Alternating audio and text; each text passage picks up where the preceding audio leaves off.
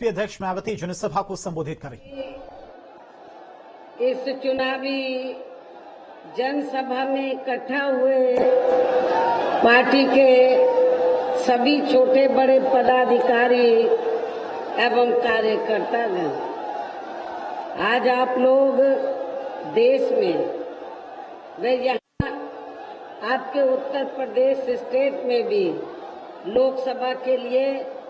हो रहे आम चुनाव में अपनी पार्टी के उम्मीदवारों के समर्थन में मुझे सुनने के लिए भारी संख्या में यहाँ इकट्ठा हुए हैं, तो उसके लिए मैं आप सभी लोगों का हार्दिक दिल से आभार प्रकट करती हूँ। वैसे आप लोगों को ये मालूम है कि हमारी पार्टी कांग्रेस, बीजेपी व अन्य किसी भी विरोधी पार्टी तथा गठबंधन आदि के साथ मिलकर नहीं, बल्कि अकेले ही अपनी पार्टी के बलबूते पर पूरी तैयारी व दमदारी के साथ ये चुनाव लड़ रही है। इसके साथ ही हमने टिकट बंटवारे के मामले में भी सर्व समाज के लोगों को उचित भागीदारी दी है, जिनको कामयाब बनाने के लिए अपनी पार्टी के लोग पूरे जी जान से लगे हैं। हालांकि आज यहाँ आपकी इकट्ठा हुई अपार भीड़ व भीड़ के जबरदस्त जोश को भी देखकर अब मुझे भी ये काफी हद तक भरोसा हो गया है कि पिछली बार की तरह इस बार भी आप लोग अपने प्रदेश से यहाँ लोकसभा चुनाव में अपनी पार्टी का बेहतर रिजल्ट जरूर लाएंगे। इसके लिए अब मैं आप लोगों का ध्यान कुछ जरूरी बातों की तरफ दिलाना चाहती हूँ और इस संबंध में विशेषकर मैं कांग्रेस, बीजेपी व इनके अन्य सभी सहयोगी दलों के बारे में ये कहना चाहूंगी कि आजादी के बाद शुरू में केंद्र व देश के काफी राज्यों में भी ज्यादातर सत्ता यहाँ कांग्रेस पार्टी के ही हाथों में केंद्रित रही है, किंतु इनकी अधिकांश मामलों में रही गलत नीतियों एवं गलत कार्य प्रणाली आदि की वजह से ही फिर इस पार्टी को केंद्र व काफी राज्यों की भी सत्ता से बाहर होना पड़ा है तथा यही स्थिति इनकी सहयोगी पार्टियों की भी बनी रही है, जिसके कारण ही फिर पिछले कुछ वर्षों से भारतीय जनता पार्टी व इनके सहयोगी दल केंद्र एवं काफी राज्यों की भी सत्ता में काबिज हो गए हैं। लेकिन इनकी भी ज्यादातर रही जातिवादी, पूंजीवादी, संकीर्ण, सांप्रदायिक व द्वेषपूर्ण नीतियों एवं कार्य प्रणाली आदि से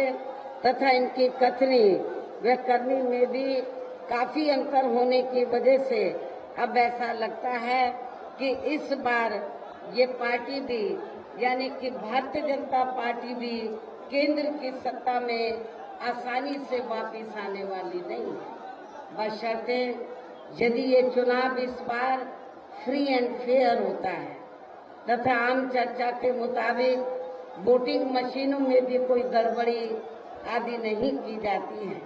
और वैसे भी इस बार चुनाव में इनकी कोई भी पुरानी व नई चल रही नाटकबाजी, जुमलेबाजी व गारंटी आदि काम में आने वाली नहीं है, क्योंकि अब देश की जनता काफी हद तक इस बात को समझ चुकी है कि इनकी पार्टी ने अब तक देश के विशेषकर गरीबों, कमजोर तबकों,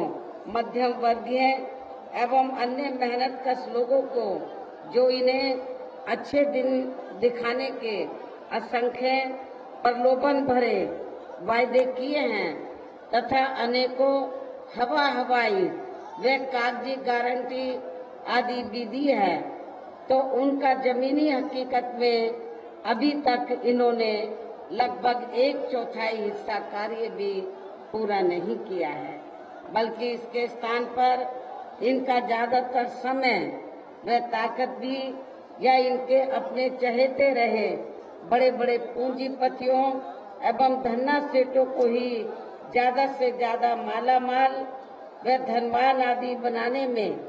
तथा उन्हें हर स्तर पर छूट देने में व बचाने में ही लगी रही है,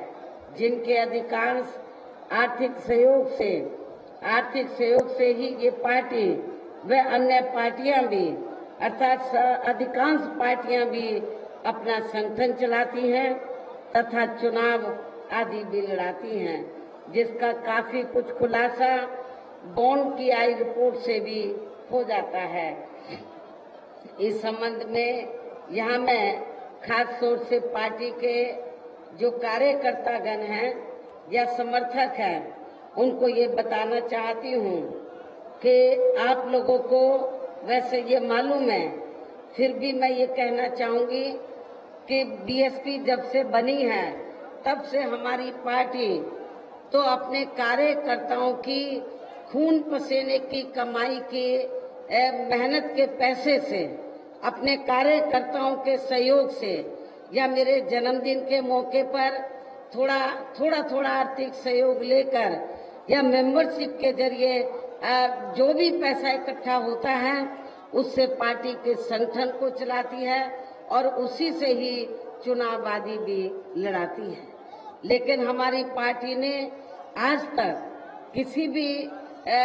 भी धन्ना सेठ से या पूंजीपति से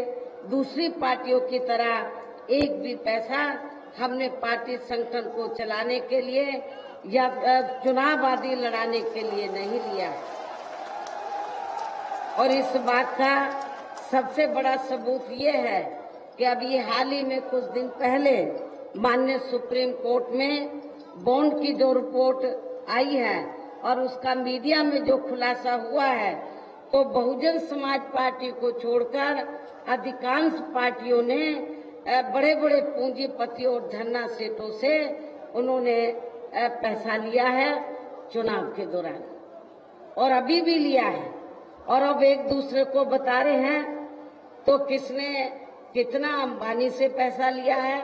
कितना अडानी से लिया है, कौन कितना एक दूसरे पे आरोप लगा रहे हैं। लेकिन सही बात तो ये है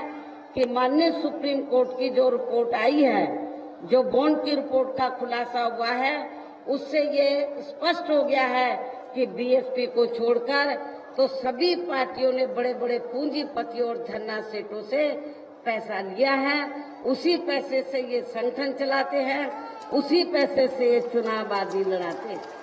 लेकिन बहुजन समाज पार्टी ने किसी से भी एक रुपया नहीं लिया, ये भी मैं आप लोगों को बताना चाहती हूँ। इसलिए हमारी पार्टी तो हर साल पार्टी के संगठन को चलाने के लिए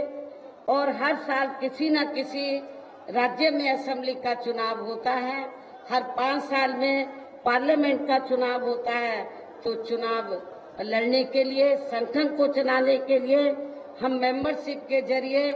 और मेंबरशिप के साथ साथ मेरे जन्मदिन के मौके पर हमारी पार्टी अपने लोगों को यही कहती है, कार्यकर्ताओं को, कि मुझे कोई कीमती तोहफा आदि देने के बजाय जो लागत उस पर आती है खरीदने पर, वो पैसा सीधा आप प्रदेश कार्यालय या केंद्रीय कार्यालय में जमा कराएं।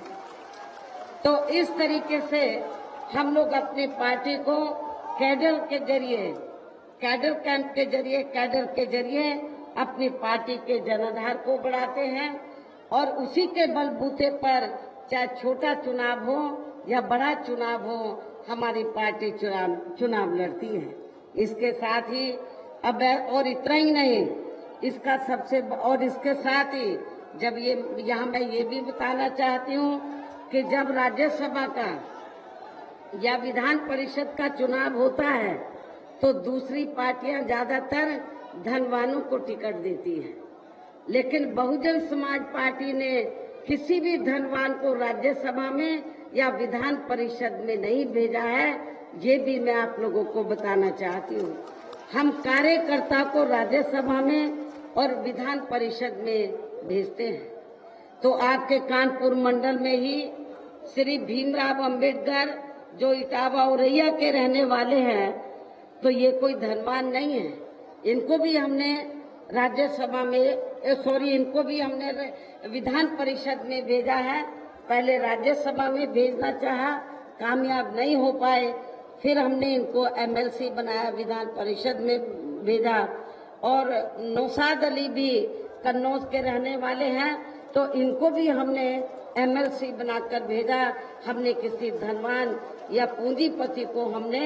एमएलसी या राज्यसभा में नहीं भेजा है। दूसरी पार्टियां धनवानों को तलाशती हैं, पूंजीपतियों को तलाशती हैं, लेकिन हम वर्कर को तलाश कर तो उसको हम राज्यसभा में और एमएलसी में भेजकर फिर उनके जरिए और भी कार्यकर्ताओं के जरिए फिर हम पार्टी और मूवमेंट को आगे बढ़ाते हैं। इसके साथ ही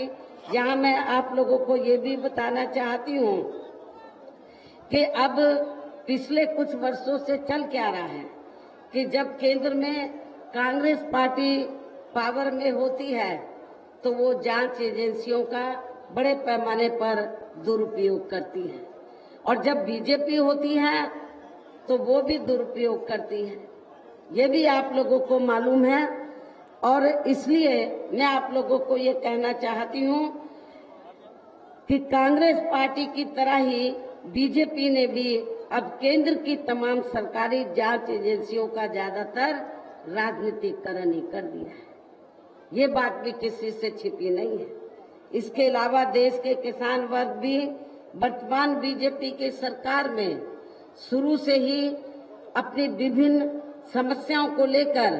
काफी ज्यादा दुखी व परेशान रहे हैं और अभी भी हैं। जबकि यूपी में 4 बार हमारी पार्टी की रही सरकार ने इनके हितों का भी हर स्तर पर विशेष ध्यान रखा है। हमारी पार्टी की सरकार ने यूपी में जो हमारे किसान भाई हैं उनको खेती करने के लिए समय से सस्ते साधन उपलब्ध कराए और उनकी फसल का भी उन्हें उचित दाम दिया है, जो अब बराबर नहीं मिल रहा है। इतना ही नहीं बल्कि केंद्र में पूर्व की रही कांग्रेसी सरकार की तरह ही वर्तमान भाजपा सरकार में भी इनकी जातिवादी, हीन, सांप्रदायिक एवं पूंजीवादी सोच व नीतियों के चलते ही पूरे देश में सर्व समाज में से खासकर गरीबों, दलितों, आदिवासियों, पिछड़े वर्गों, मुस्लिम एवं अन्य धार्मिक अल्पसंख्यक समाज के लोगों का भी पूर्ण रूप से विकास व उत्थान आदि नहीं हो रहा है। और इस संदर्भ में वैसे आप लोगों को ये मालूम है कि पूरे देश में यहाँ दलितों, आदिवासियों एवं अन्य पिछड़े वर्गों का सरकारी नौकरियों में वर्षों से अधूरा पड़ा आरक्षण का कोटा भी अभी तक पूरा नहीं भरा गया है। विशेषकर एससी व एसटी वर्गों के सरकारी कर्मचारियों का पदोन्नति में आरक्षण भी अब काफी हद तक प्रभावहीन ही बना दिया गया है। और आप लोगों को ये मालूम है कि जब समाजवादी पार्टी सत्ता में थी तो ये जो व्यवस्था थी पदोन्नति में आरक्षण की, तो समाजवादी पार्टी की सरकार ने बिल्कुल खत्म कर दी थी। और जब इसको प्रभावी बनाने के लिए पार्लियामेंट के अंदर मैं राज्यसभा के सदस्य थी, तो जब संशोधन बिल लाया गया तो कांग्रेस और बीजेपी इन दोनों की मिली भगत से तो समाजवादी पार्टी को आगे करके और सपा ने इसमें काफी खराब रोल अदा किया। ये बिल इस पार्लियामेंट के अंदर फाड़ दिया था और इस बिल को पास नहीं होने दिया था। मैं दलित वर्ग के लोगों से पूछना चाहती हूँ, खासकर कर्मचारियों से, कि क्या आप ऐसी पार्टियों को, कांग्रेस, बीजेपी, सपा को, क्या ऐसी पार्टियों को जो आपके आरक्षण के खिलाफ है, उनको क्या आप वोट देना चाहेंगे? मेरे ख्याल बिल्कुल नहीं देंगे। और इतना ही नहीं,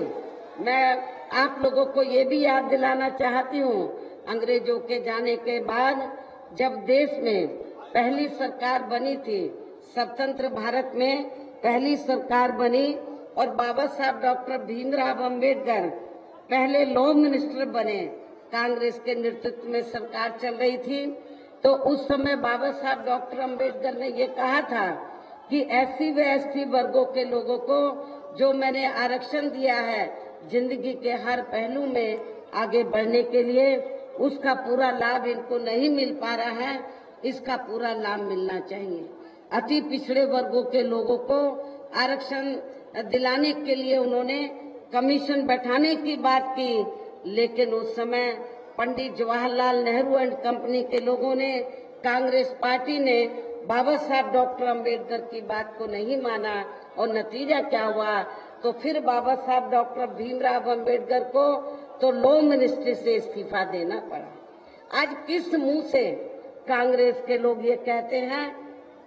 कि हम आरक्षण के हिमायती हैं? यदि आरक्षण के हिमायती होते, दलितों के अधिकारों के हिमायती होते, पिछड़ों के हिमायती होते, तो फिर बाबा साहब डॉक्टर अंबेडकर को लॉ मिनिस्ट्री से इस्तीफा नहीं देना पड़ता। आज आरक्षण के नाम पर सभी पार्टियां दलितों, आदिवासियों, पिछड़े वर्गों के वोटों को बनाने में लगी है। मैं दलितों, आदिवासियों और पिछड़े वर्गों के लोगों को ये बताना चाहती हूँ,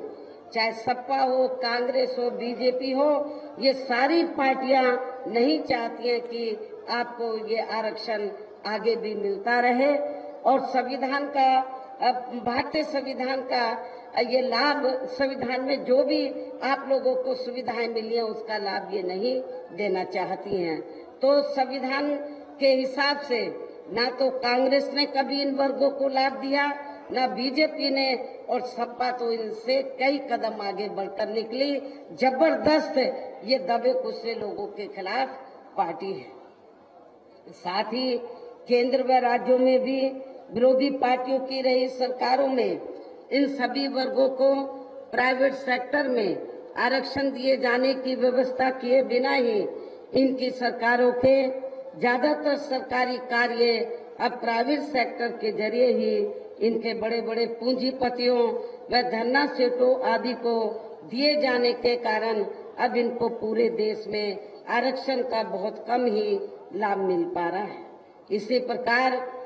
इनका अन्य और मामलों में भी शोषण व उत्पीड़न आदि होना अभी तक भी बंद नहीं हुआ है। इनके साथ साथ मुस्लिम व अन्य धार्मिक अल्पसंख्यक समाज के लोगों की भी हालत हर स्तर पर यह काफी ज्यादा खराब व दयनीय ही बनी हुई है, जिसका काफी कुछ खुलासा सच्चर कमेटी की रिपोर्ट में भी किया गया है। इतना ही नहीं बल्कि पिछले कुछ वर्षों से केंद्र व अधिकांश राज्यों में भी बीजेपी व आरएसएस की सरकारों के चलते हुए अब इनका विकास एवं उत्थान आदि होना भी काफी हद तक बंसाई हो गया है। आए दिन इन पर यानी कि अक़लियत समाज में से खासकर मुस्लिम समाज के लोगों पर खासकर हिंदुत्व की आड़ में हो रही जुर्म जाति भी यहाँ काफी ज्यादा चरम सीमा पर पहुंच चुकी है। इनके साथ साथ अपर कास्ट समाज में से विशेषकर गरीब लोगों की भी हालत हमें कोई खास अच्छी नजर नहीं आ रही है। अपर कास्ट समाज में से विशेषकर जो ब्राह्मण समाज है पूरे यूपी में इनकी भी काफी तादाद है, लेकिन जब समाजवादी पार्टी सत्ता में थी तो समाजवादी पार्टी की भी सरकार ने ब्राह्मण समाज का हर स्तर पर उत्पीड़न किया है। वर्तमान में बीजेपी सत्ता में है तो बीजेपी की सरकार में भी ब्राह्मण समाज का हर स्तर पर बड़े पैमाने पर उत्पीड़न किया जा रहा है। आपके कानपुर मंडल में तो काफी इनका उत्पीड़न किया गया है। ब्राह्मण समाज काफी दुखी है, गरीब लोग तो दुखी है ही अपर कास्ट समाज में, लेकिन सबसे ज्यादा ब्राह्मण समाज दुखी है। इनके गलत कृषि नीतियों के कारण किसान वर्ग भी आए दिन आंदोलित ही रहता है। साथ ही इनके गलत आर्थिक नीतियों की वजह से देश की अर्थव्यवस्था पर भी इसका काफी बुरा प्रभाव पड़ रहा है, जिससे यहाँ विशेषकर छोटे एवं मध्यम वर्गीय व्यापारी वर्ग भी काफी ज्यादा दुखी व परेशान है। और अब केंद्र में पूर्व की रही सरकारों की तरह ही वर्तमान भाजपा सरकार में भी यहाँ पूरे देश में गरीबी, बेरोजगारी एवं महंगाई आदि भी लगातार काफी ज्यादा बढ़ रही है। देश में हर स्तर पर फैला भ्रष्टाचार भी अभी तक खत्म नहीं हुआ है। ऐसे में अब आप लोगों को देश में हो रहे लोकसभा चुनाव में कांग्रेस, बीजेपी व इनकी सहयोगी पार्टियों को भी केंद्र की सत्ता में आने से जरूर रोकना है। जिनकी गलत नीतियों व गलत कार्य प्रणाली आदि को आप लोग काफी हद तक आजमा भी चुके हैं। ऐसी स्थिति में अब ये विरोधी पार्टियां इस चुनाव में भी किस्म किस्म के साम, दाम, दंड भेद आदि अनेकों हथकंडे इस्तेमाल करके केंद्र की सत्ता में आने की पूरी कोशिश में लगी हैं, जिनसे अपनी पार्टी के लोगों को हर स्तर पर काफी ज्यादा सावधान रहना है। और इस मामले में विरोधी पार्टियां अपने अपने पक्ष में हवा बनाने के लिए खासकर मीडिया, ओपिनियन पोल व सर्वे आदि का जो बड़े पैमाने पर इस्तेमाल कर रही हैं, तो उनसे भी अपनी पार्टी के लोगों को बिल्कुल भी गुमराह नहीं होना है। इसके साथ ही विरोधी पार्टियों के विभिन्न रूपों में जारी किए गए इनके हवाई व प्रलोभन भरे चुनावी घोषणा पत्रों एवं वायदों आदि के बहकावे में भी अपनी पार्टी के लोगों को कतई भी नहीं आना है। जिन्हें ये पार्टियां चुनाव खत्म होने के बाद ज्यादातर अमल में नहीं लाती हैं, अर्थात सत्ता में आने के बाद ज्यादातर अमल में नहीं लाती हैं, और अब जिन पर से देश की जनता का अधिकांश विश्वास ही उठ गया है। यही खास वजह है कि हमारी पार्टी किसी भी चुनाव में अपनी पार्टी का कोई भी चुनावी घोषणा पत्र आदि जारी नहीं करती है। वैसे भी हमारी पार्टी किसी भी मामले में कहने में बहुत कम बल्कि कार्य करके दिखाने में ही ज्यादा विश्वास रखती है। और इस बात का सबसे बड़ा सबूत ये है कि उत्तर प्रदेश में 4 बार हमारी पार्टी के नेतृत्व में रही सरकार ने चुनाव में अपनी पार्टी के बिना कोई जारी किए गए चुनावी घोषणा पत्र के ही प्रदेश व आम जनहित में काफी ऐतिहासिक कार्य करके दिखाए हैं, जिनकी अब देश में अधिकांश पार्टियों की सरकारें नकल भी कर रही हैं। जबकि इस मामले में हमारी पार्टी का ये कहना है कि यदि इन पार्टियों के स्थान पर केंद्र में हमें अपनी पार्टी की सरकार बनाने का मौका मिलता है, तो तब फिर हमारी पार्टी की बनी सरकार केंद्र में यहाँ अब तक रही सभी विरोधी पार्टियों की सरकारों की तरह केवल हवाई व कागजी कार्य आदि नहीं करेगी, बल्कि उत्तर प्रदेश की तरह ही जमीनी हकीकत में ठोस कार्य करके दिखाएगी। और इस संदर्भ में मैं खासकर ये कहना चाहूंगी, केंद्र द्वारा देश में पिछले कुछ समय से अति गरीब परिवारों को अस्थायी तौर पर फ्री में जो थोड़ी सी खाद्य सामग्री, राशन आदि दी जा रही है, तो उससे इनका स्थायी तौर पर भला होने वाला नहीं है। लेकिन इसके एवज में, इसके बदले में ये लोग करते क्या हैं, चाहे छोटा चुनाव हो या बड़ा चुनाव हो, जब चुनाव होता है, अब पार्लियामेंट के चुनाव में भी जब चुनाव होता है, तो चुनाव के दौरान खासकर बीजेपी व इनके नेतागण, आरएसएस, बीजेपी, आरएसएस व इनके नेतागण क्या कहते हैं गांव-गांव में जाकर कि बीजेपी की केंद्र की सरकार ने तो आपको फ्री में राशन दिया है, तो आपको इसके बदले में अपना वोट बीजेपी को देना चाहिए। आपने बीजेपी का नमक खाया, सरकार का नमक खाया है, इसको अदा करना चाहिए। लेकिन मैं गरीब लोगों को ये बताना चाहती हूँ, आपको जो फ्री में थोड़ा घना राशन दिया जा रहा है, तो ये बीजेपी ने कोई फ्री में आपको नहीं दिया है। आपने कोई उनका नमक नहीं खाया है, बल्कि आप लोग जो टैक्स देते हैं, तो टैक्स से जो पैसा सरकार के पास जाता है, उस पैसे से आप लोगों को ये फ्री में राशन दिया जा रहा है। ये मेहरबानी भारतीय जनता पार्टी और आरएसएस की नहीं है, ये आपका ही पैसा है। आपका पैसा टैक्स के रूप में सरकार के पास जाता है, उस पैसे से आप लोगों को राशन दिया जा रहा है। ये आपका ही नमक है, ये बीजेपी का नमक नहीं है, किसी और का नमक नहीं है। और वैसे भी इनकी जो गरीब लोग हैं, इनकी ये जटिल समस्या देश में हर हाथ को काम देने से केवल दूर हो सकती है, जिसकी तरफ हमारी पार्टी की बनी सरकार विशेष ध्यान देगी। साथ ही देश में पिछले कुछ वर्षों से आए दिन बढ़ रही गरीबी, बेरोजगारी व महंगाई आदि से भी जनता बहुत ज्यादा दुखी व परेशान है, जिसे भी आर्थिक नीतियों में तब्दीली करके जरूर दूर किया जाएगा। खासकर हिंदुत्व की आड़ में पिछले कुछ वर्षों से मुस्लिम समाज के लोगों का द्वेष की भावना से जो इनका काफी ज्यादा शोषण व उत्पीड़न आदि किया जा रहा है, तो उसे भी जरूर रोका जाएगा। अन्य अकलियत समाज के लोगों के ऊपर भी कोई जुल्म जाति नहीं होने दी जाएगी। मुस्लिम समाज के लोगों का विशेष ध्यान रखा जाएगा, ये भी मैं मुस्लिम भाइयों को बताना चाहती हूँ। और ये सब हमने अपने यूपी के रही सरकार में करके भी दिखाया है। इसके अलावा हमने यूपी में सर्व समाज में से गरीब एवं बेरोजगार लोगों को बेरोजगारी भत्ता आदि न देकर उन्हें बड़ी तादाद में रोटी रोजी के साधन भी उपलब्ध कराए हैं। और अब ये कार्य भी अधिकांश ठंडे ही पड़े हैं, जिनको फिर सरकार बनने पर प्राथमिकता दी जाएगी। कहने का तात्पर्य ये है कि देश में इस समय हो रहे लोकसभा चुनाव में विरोधी पार्टियों के जारी किए गए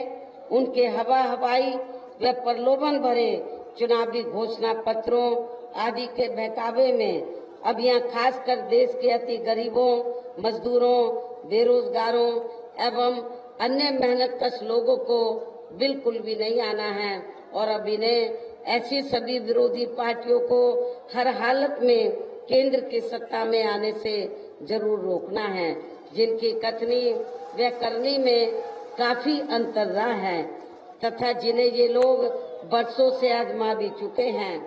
ऐसे में अब मेरा यही कहना है कि आप लोगों को अपने खुद के व अपने प्रदेश, क्षेत्र एवं देश के भी हित में अपने वोटों को यहाँ कांग्रेस, बीजेपी व इनके अन्य सभी सहयोगी दल या अन्य विरोधी पार्टियों को भी न देकर केवल अपनी एकमात्र हितैषी पार्टी बहुजन समाज पार्टी को ही देना है, जो ये पार्टी उत्तर प्रदेश की तरह ही केंद्र में भी अपनी पार्टी की सरकार बनने पर फिर पूरे देश में यहाँ अपनी पार्टी की सर्वजन हिताय व सर्वजन सुखाय की नीतियों पर आधारित ही सरकार चलाएगी। इसके साथ साथ केंद्र से जुड़ी आपके क्षेत्र की जो भी यहाँ स्थानीय समस्याएं होंगी, तो उन्हें भी फिर दूर करने का हर संभव पूरा प्रयास किया जाएगा। साथ ही यहाँ गरीबों, मजदूरों, बेरोजगारों, कर्मचारियों, किसानों, छोटे व्यापारियों एवं अन्य मेहनतकश लोगों के हितों का भी विशेष ध्यान रखा जाएगा। सर्व समाज में से खासकर दलितों, आदिवासियों, पिछड़े वर्गों, मुस्लिम व अन्य धार्मिक अल्पसंख्यक समाज के लोगों के विकास एवं उत्थान के साथ साथ हर स्तर पर इनकी सुरक्षा आदि के लिए भी सख्त कदम उठाए जाएंगे। और तभी फिर यहाँ वास्तव में अपने देश के महान संतों, गुरुओं व महापुरुषों में भी विशेषकर महात्मा ज्योतिराव फूले, श्री छत्रपति शाहू जी महाराज, श्री नारायण गुरु, बाबा साहब डॉक्टर भीमराव अंबेडकर